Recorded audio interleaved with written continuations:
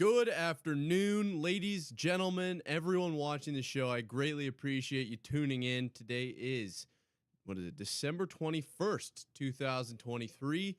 And boy, we have one more day before I leave for Christmas. It's here. I hope you have your presents ready. I hope you're excited to spend some time with family and such.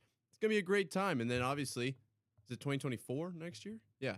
I had so much talk in 2024. It feels like it might be 2025, but that's a year and 5-7 days away. A week, whatever it is. Besides the point, today is Thursday, and you know what that means? It's a great, great day because Thursday night football, and unfortunately, it's week 16, which means we have week 17 and week 18 after this week. So week 16, week 17, week 18, and then it's the playoffs, which is obviously the most exciting time of the year. But man, we're running out of days of football, right? In a few months, we're going to be, I'm going to be scrapping around. I'll probably start talking NBA, NHL. I know I have been in communication with some people to come on the show and help get us up to speed, get us ready for that NBA. Obviously postseason is the biggest thing with the NBA because they play so many games, but should probably be aware of what's going on. I know John Morant just came back, so that's huge, and he played really, really well. And then there's it sounds like the Clippers are on a tear. Lakers obviously won the in-season tournament. I'm so glad that that's over. I don't know what the heck that whole thing was. So it makes it a little bit easier to watch the NBA now that there's not that going on.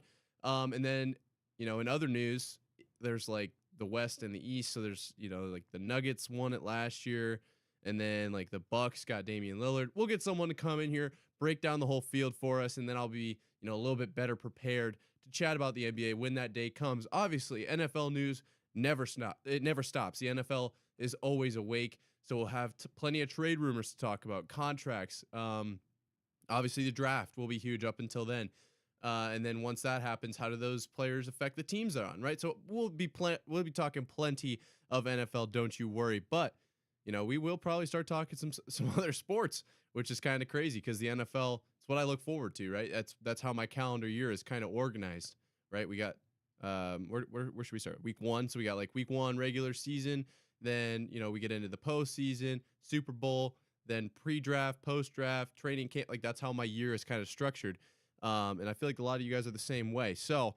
Let's just keep in mind that we're getting near the end here and enjoy every single game. I think Saints Rams is obviously the game for tonight. I feel like a lot of people maybe wouldn't be sitting on the edge of their seat for that kind of a game. But hey, it's better than no football. I know that's what we'll be saying. Oh, I'd rather be watching freaking Saints Rams in March or in July when we haven't seen football for freaking years, it feels like. Obviously, the XFL, I think the XFL and USFL have merged, so I'm not really sure how that looks, what time of the year they'll be going, but it's not the same as the NFL, man. It's just not the same at all.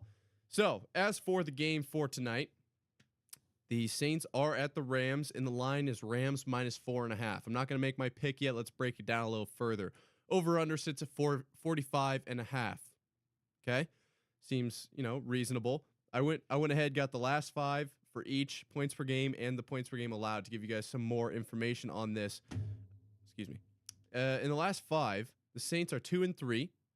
2 of their wins came in the last 2.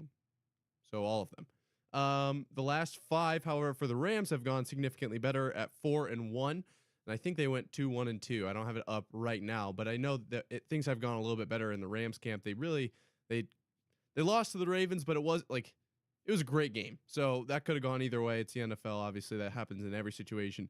Points per game, Rams are sitting at 29.8, so just short of that 30 mark. And Saints are at 22.8, so down a little bit. And then points allowed, this is where it gets a little dicey. Rams are 21.2 and Saints are 19.2, so 2-point difference there. Now, you're probably wondering, is there anything skewing that data? Because if you took the last 5 games in week 5 or whatever it was, week 6 for the Dolphins, their point total would have been ridiculously high. They scored 70 points. I would say the biggest thing, Saints have allowed 6 in their last 2. And you're like, oh shit, Saints defense is really turning on. We got to be ready for them to lock down the Rams. I wouldn't say that so much as they played the Panthers and the Giants.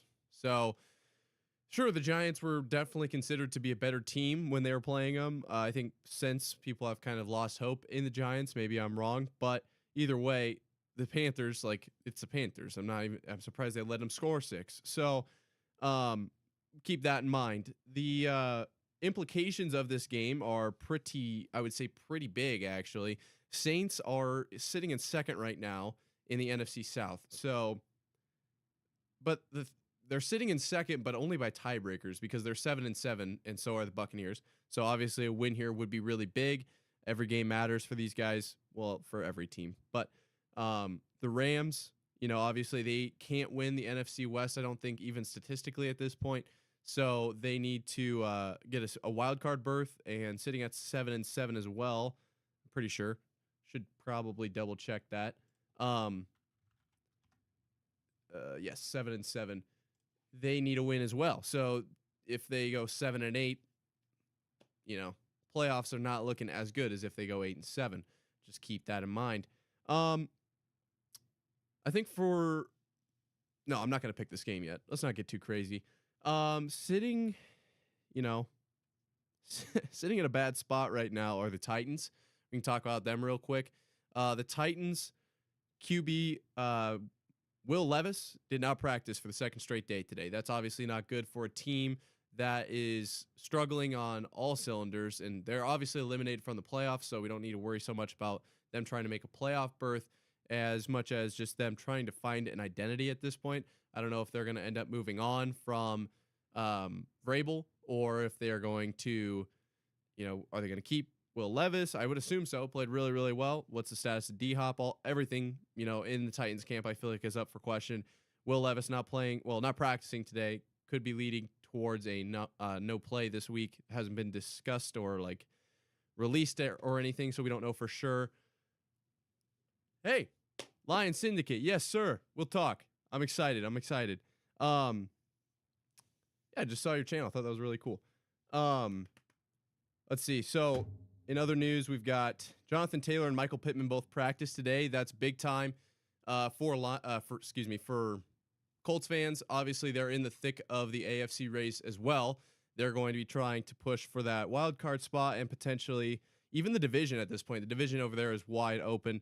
I've talked about it before, but the South, just in both conferences, has been kind of rough this year. So, not obviously a great start. Well, it's not even a start. We're at week 16. It's been the whole year. Both those divisions have been rough, and it's wide open. So obviously the Colts are going to need to win this game to keep those hopes alive. And I don't know, maybe if they don't win the South, they don't make the playoffs. So that's something that they desperately are going to want Michael Pittman and Jonathan Taylor back. Yesterday I talked a lot about the Dolphins situation. They had the whole offensive line, Tyreek, Devon Achane, and Mostert were all no practice. Today, Tyreek was limited, so that's good. At least he's trending in the correct direction. I've made it pretty clear I'm a big fan, and I hope he makes the 2,000-yard mark. That'd be really, really cool. Yes, if he gets it in 17 games, there's going to be an asterisk. I hope he gets to the record before the 17-game mark so that doesn't necessarily have its kind of asterisk or weighted to it. People Megatron is better. Well, Tyreek is literally insane. So I'm hoping he comes back this week, but we'll never know for sure. Interesting one. I did not see this coming. Devontae Smith did not practice today with a knee, so definitely keep an eye on that. Eagles are grasping at straws right now, trying to figure out what is going on. And yeah, that's a rough one for sure. Losing Devontae Smith, obviously, then they can kind of hunker down on A.J. Brown a little bit more. A.J. Brown fantasy managers are not going to be super happy about that, but it's kind of the reality of the situation if Devontae Smith does not play. But also in the same vein, I am an A.J. Brown fantasy owner, and guess what? I'm not a huge fan of Devontae Smith for stealing all his freaking targets. So there's also that. If A.J. Brown is this good of a receiver, which I think he is, he's going to take those targets back and find a way to get open. The Eagles will scheme for it, everything like that. So don't get too worried, but it's also something we should keep an eye on. Big news today for the Bills-Chargers game. Chargers have said they've declared that Keenan Allen and Joey Bosa will not be playing, neither of them. So that's obviously huge for them. for the Bills. Really, it's huge for both teams, but the Bills are like, ooh, we might actually get one here. Which I'm not saying they were going to lose to the Chargers, because obviously you have to remember Herbert's out as well, and the Chargers did not look so solid against a Raiders team that put up 63 on their heads. So Bills Chargers, maybe not going to be the same game we expected. No Joey Bosa. It's going to be a huge game changer. And then obviously Keenan Allen is kind of their guy. Easton Stick's going to have to find a way to spread that rock around, maybe get Austin Eckler involved. I would like to see Quentin Johnston get involved more. Obviously, we have a connection down to TCU. So when the Chargers took all these TCU guys, he was super excited. We were in communications with him. And I feel like just everyone from TCU was really, really excited to see, namely, what Quentin Johnston could do. I don't think anybody expected Max Duggan to, take over Herbo's spot. Like, that wasn't really on anyone's radar, but they were all just hyped to see all these guys make it to the league. And then Johnston has been outperformed by literally everyone after him. So it'd be cool to see him get, a bit more of the workload there. And maybe that'll happen with Keenan Allen out. Let's see. One more kind of thing we're going through here. Steelers, they've released Kenny Pickett won't play and Mason Rudolph will be the starter. Okay. I don't know if they're trying to get into the Christmas spirit. I don't know exactly what's happening there. If you look at the last game, Mitch went 16 of 23, 169 yards, a tutty and 2 interceptions. Rudolph goes 2 for 3 and 3 yards. So maybe he just got beat out of practice this week. Entirely possible. Maybe Mike Tomlin's thinking, hey, we got to get people more in the Christmas spirit and play a guy named Rudolph at our quarterback position. At this point, who even knows what's going on in the Steelers organization? We went in depth in that yesterday, kind of like the culture there is just all whack, and we're not really sure if Tomlin even has a spot, let alone like you got Pickens not blocking. Jalen Warren came out and said, hey, I would have blocked for Pickens in that situation, but everyone makes their own decisions.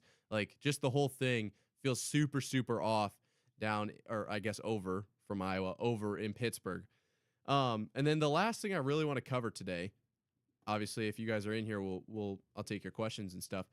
But I'm a big Patriots fan, and if you remember the preseason, Malik Cunningham. Sorry, Malik Cunningham came onto the scene hot. Looked like he could have been the next Lamar Jackson. Ends up getting waived, re-signed. Waived again. He's picked up by the Ravens, and this came out today, or at least I saw it today. I'm gonna slide over here. This is per JPA Football, which is per ATOZ Sports. Many Patriots players believe that Malik Cunningham, now playing for the Ravens, deserved a chance to be the team starting quarterback. Trent Brown told ATOZ Sports, quote, everyone on the team did. Everybody. Wasn't many opportunities he got to actually do it here, but I definitely saw glimpses of him being a good quarterback. So I wish him well. I wish him the best of luck. I'm glad he's in a better place.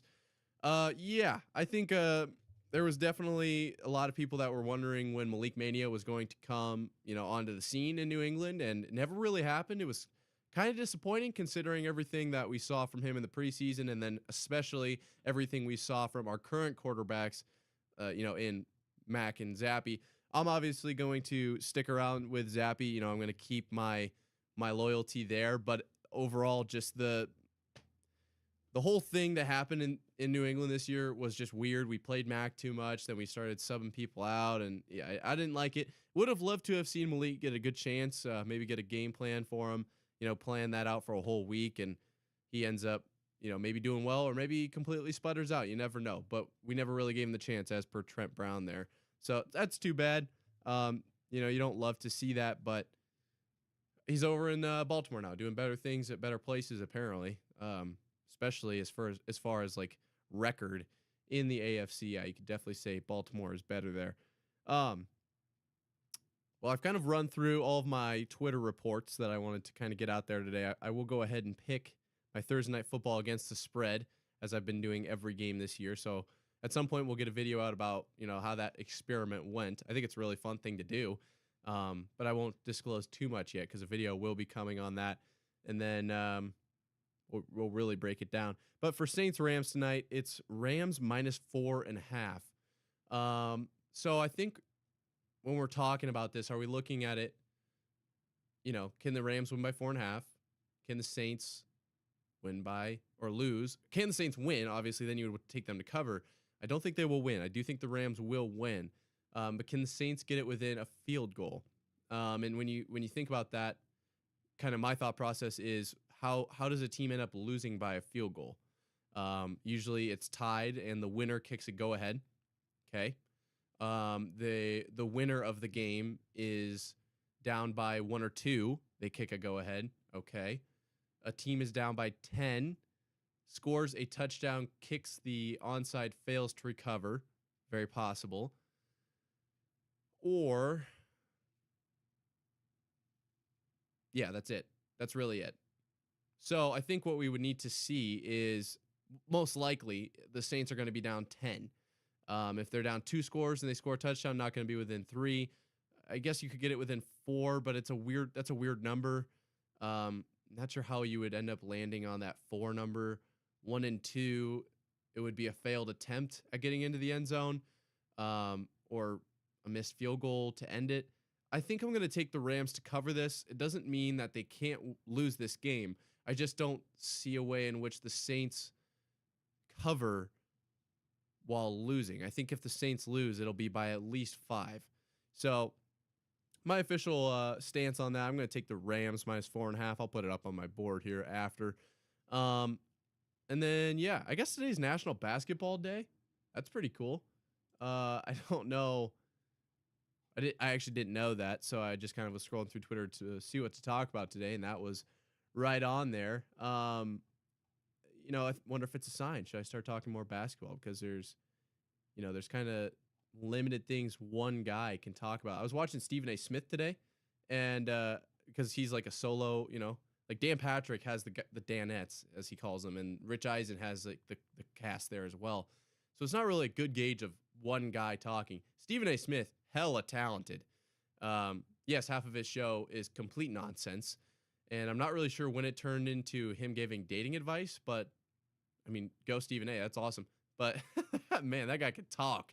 He knows a lot about the things he knows a lot about. So that was really cool to get to see him kind of break down some of the NBA. That's where I pulled that Clippers have won 8 straight. Definitely wouldn't have known that if it wasn't for him. But yeah, he can just chat, dude. I commend you, Steve. So I'm gonna try. I don't know. I'll try to do something like that. Obviously, Lion Syndicate dropped in for a minute. He's one of those guys I talked to. We'll see if he can potentially get us some insight on the Lions camp there, or break that down for us. See what we're gonna expect for the rest of the year. Try to get a few more guests on and stuff. But man, talking alone, it is tough. So I will at some point probably break into the NBA. I'm not gonna do it today because it would be literally just like reading stuff, and I couldn't give you guys any opinions. But tomorrow, obviously, we'll talk about all the games, and I guess we could talk about some of the how this injury stuff affects those games. But really, at this point in the season, we're talking playoffs. We're talking Super Bowl favorites, because there's people who are going to make the playoffs that nobody's expecting to make the Super Bowl, and then just pregame, kind of run throughs. We've got a lot of games this weekend that are going to be pretty big, and obviously everyone's pointing directly at Ravens 49ers, the two heads of the conferences squaring off in week 16. That'll be a lot of fireworks. I think Brock Purdy, Brandon Ayuk, Debo, Kittle, CMC, like the list for the 49ers is just so long, and I don't see a way they lose a lot more games. But the Ravens, let's see if we can pull up their schedule here and kind of just see how much they've been tested. They beat the Rams 31-37. Obviously, that's huge, because the Rams, I think, are really pretty good. Early in the year, I was really high on them, and then once they kind of fell off, I stopped giving them the same level of like respect, I guess, and I got heated comments about that. So I dove in and realized that they're pretty good. But looking at their last few games, I mean, the Jaguars, everyone kind of thought they were going to give them a run. They did not. They shut down the Jags 23-7. Beat the Chargers 20-10. That might be a little closer than we thought. Ravens Bengals 20-34. Then they lost to the Browns. That was a weird game. Cardinals put up 24 on them, but they held the Lions and the Seahawks to 6 and 3 respectively. And then we're going too far back, I think, in my opinion, to really evaluate the team as of right now. But I think obviously their next 2 weeks are probably their biggest tests. They've got the 49ers and the Dolphins. So it wouldn't really surprise me if maybe some things are exposed about the Ravens, but also if the Ravens are able to take this opportunity and prove to the people like, hey, we're actually a really good team. We just haven't played, that many really, really good teams. They have obviously played a few good ones in the Rams, and like the Browns were really good when they were playing them. So it's not like they haven't played anybody, but at the same time, it's not like a Bills schedule. It's not like an Eagles schedule. It's not like a Cowboys schedule where they're playing like NFC championship caliber, AFC championship caliber teams for 3-4 weeks in a row. And we saw the Eagles crumble under that kind of pressure, and the Cowboys have kind of done the same, not crumble, but they did definitely crumble against the Bills. The Dolphins have been tested and failed pretty much every single time. They are apparently abiding by the standards-based grading rules or schedule there, where they just keep getting attempts, and they're probably going to win the AFC East, so they'll get into the playoffs and they'll have time to shine, one last time overall, see if they can pull it off there. But other teams are just tested more than some other teams, just by way of schedule from what happened last year, and just the way the schedule works. So this will be big for the Ravens and our perception of them. Same thing for the 49ers. Let's see, other big games. Obviously, like I want to go to the NFL. Other big games like the Bills need to win their game against the Chargers, and it looks really easy now, but who knows? Maybe that ends up being kind of close. We've got, where's the one I just saw? Lions, Vikings. That's huge for the NFC North. If the Vikings win out, they take the division title, even though the Lions feel like they're running away with it. And the Lions, they had a good game last week, but for a while they were kind of skidding, so maybe they get that turned around. The Raiders put up 63 last week, playing the Chiefs this week. Could we see another Chiefs loss? With the Chiefs loss there and the Broncos, I don't see a way they lose to the Patriots. I think they would take control of the AFC West. I can't guarantee that because there's like tiebreakers and stuff, but they'll have the same record, and they did beat them head to head. I don't know if they played twice, though. I kind of think they have, and it's a 1-1 split. So it would be conference record or division record. I don't even know which one it is first. But either way, that could be really big. I would imagine the Chiefs don't drop to the Raiders, but the Raiders play the Chiefs really well. So obviously Giants-Eagles is an NFC East matchup, but it's not really on the same level now that the Giants kind of stink. Let's see what their standings are, though, because the Giants are 5-9 right now.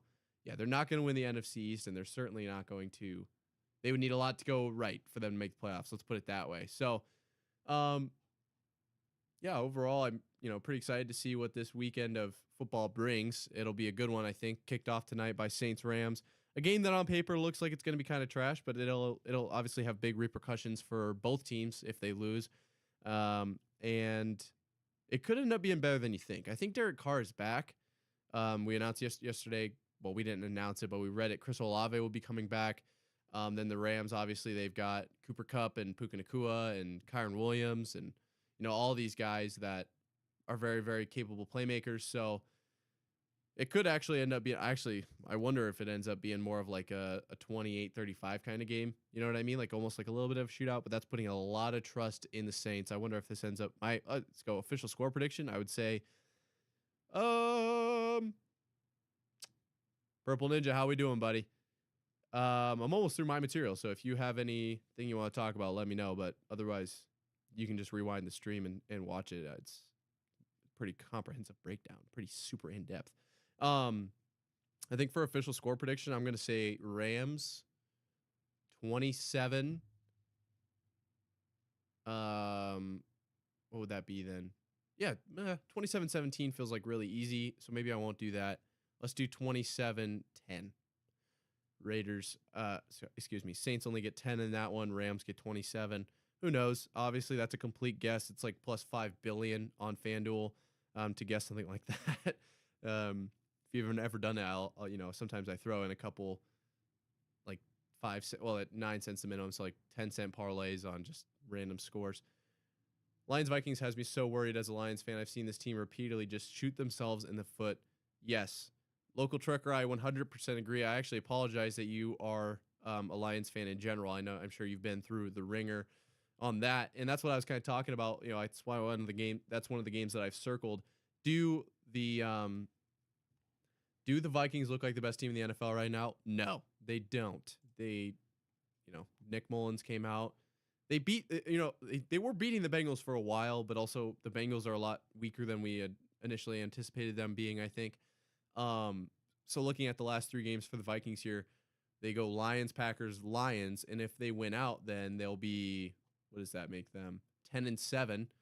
And if the Lions, obviously they would lose both of those to the Vikings because they play them in both of those, and then their other game is the Cowboys, which is a very losable game. Not trying to dog on you there, Trucker, but if they do end up losing out and the Vikings win out, then they take that division title and move on to the playoffs. And the Vikings can still get in without being division winners. They're 7-7. So let's say they split with the Lions and they beat the Packers. They're 9-8. That's, they can definitely get in with some help for sure. I don't know what that's going to be. I saw a graphic today, pretty crazy. I had to go check this out for myself. Did you know there are only 4 teams in the NFC with a winning record? 4. Yeah. Cowboys, Eagles, 49ers, Lions. Everyone else is even or worse, which is crazy. Then looking at the AFC, we've got 1. So Dolphins, Bills, that's 2. Chiefs is 3.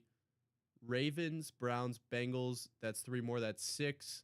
And then 3 in the AFC South. So that's 9, I believe, if my math is correct. So kind of a weird coincidence. Well, not really coincidence, but just like, I know before the season, a lot of people were talking about how the AFC is so much better than the NFC. And then early in the year, just a lot of NFC teams were winning. Obviously, like the Eagles started out really hot. 49ers started out really hot before their skid. And people were kind of questioning, yeah, this is the year. This is the year of mid. I didn't believe that 4 teams stat either. I was like, oh my God, how is that even possible? And so it was kind of one of those things where they were flipping back and forth. Oh, is the AFC better? Is the NFC better? I think across the entire conference, you have to say AFC now. I don't know how you can. 9 teams to 4 teams with a positive record.